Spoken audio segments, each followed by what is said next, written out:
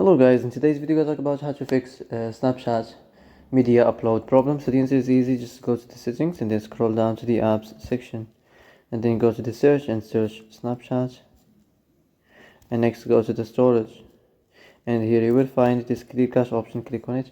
Now you can go check it if it worked, and if it didn't you can try to restart your phone or turn the Wi-Fi off and on of the Bluetooth or the iPlan mode also. Also you can try to clear data, but be careful. If you clear data, all the Snapchat's data will be deleted. This includes all files, the settings, the accounts, the databases, etc. So be careful if you want to clear your data.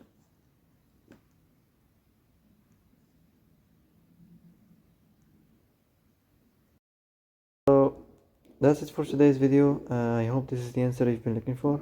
If you like this video, don't forget to like and subscribe, and see you in the next video.